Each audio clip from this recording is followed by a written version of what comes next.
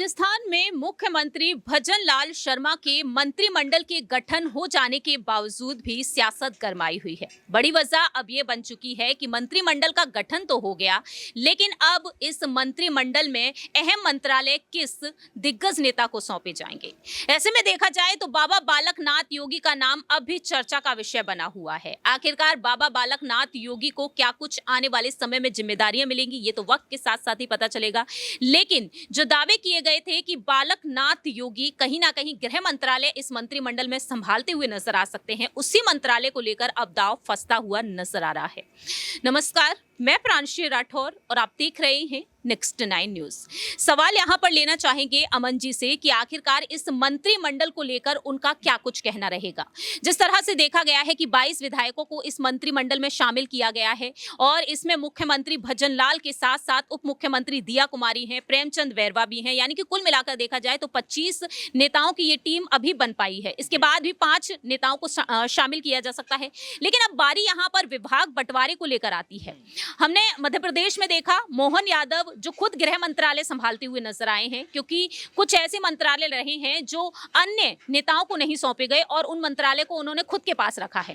ऐसे में अब देखा जाए यहां पर गृह मंत्रालय किसे सौंपा जा सकता है। सबसे ऊपर नाम यहां पर किरोड़ी लाल मीणा और दिया कुमारी का निकल कर आ रहा है। देखिए, बिल्कुल आपने सही कहा, क्योंकि मध्य प्रदेश में हम देख चुके हैं कि जो मोहन यादव उन्होंने गृह मंत्रालय समेत लगभग 1 दर्जन जो महत्वपूर्ण जिम्मेदारियां वो अपने पास रखी हैं। ऐसे ही कुछ लगता है कि राजस्थान में भी होने वाला है प्रांशी जी, क्योंकि अगर आप देखें तो 22 जो है लगभग विधायकों को जिम्मेदारी दी गई है अभी तक, और अभी भी अगर पूरे का कैलकुलेशन किया जाए तो 5 के आसपास पद ऐसे हैं जो अभी भी खाली हैं। अगर उनको दिया जाए तो ऐसे में क्या वो बाबा बालकनाथ का कहीं ना कहीं वेट करते हुए नजर आ रहे हैं, या फिर जो मंत्रालय हैं जो कह सकते हैं कि जिन विधायकों को शपथ दिलाई गई उन्हीं में से किसी को ये मंत्रालय देते हुए नजर आएंगे। इसमें सबसे आगे अगर नाम देखा जाए तो मुझे लगता है प्रांची जी कि इसमें दिया कुमारी का नाम सबसे आगे चल रहा है, क्योंकि उनको पहले भी लेकर चर्चा थी कि वो सीएम पद की रेस में सबसे आगे हैं, सबसे अव्वल नंबर पे वो नजर आती हैं, क्योंकि एक फीमेल फेस बीजेपी चाहती थी कि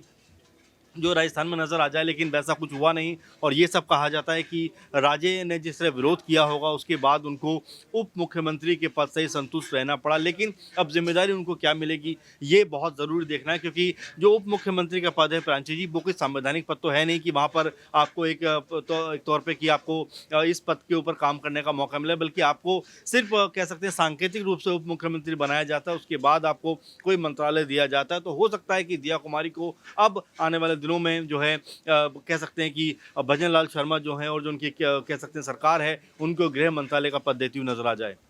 वाकई में अब आने वाले समय में यही देखना होगा कि दिया कुमारी को गृह मंत्रालय मिलेगा या फिर मोहन यादव की तरह भजन लाल शर्मा इस मंत्रालय को संभालते हुए नजर आएंगे, या फिर किसी अन्य विधायक को यह पद सौंपा जाएगा, क्योंकि 5 विधायक अभी इस टीम में शामिल किए जाएंगे। देखना होगा कि आखिरकार प्रदेश में इस पद की कमान किसे सौंपी जाएगी। लेकिन आपकी क्या कुछ राय प्रतिक्रिया है, क्योंकि इस लिस्ट में नाम देखा जाए तो किरोड़ी लाल मीणा का भी है, जब से बालक नाथ योगी का नाम सामने आ रहा है। देखना होगा कि आखिरकार यहां पर भजन लाल शर्मा, जेपी नड्डा, पीएम मोदी और अमित शाह का क्या कुछ अहम फैसला होता है। फिलहाल इस खास रिपोर्ट में इतना ही। तब तक के लिए आप देखते रहिए नेक्स्ट 9 न्यूज।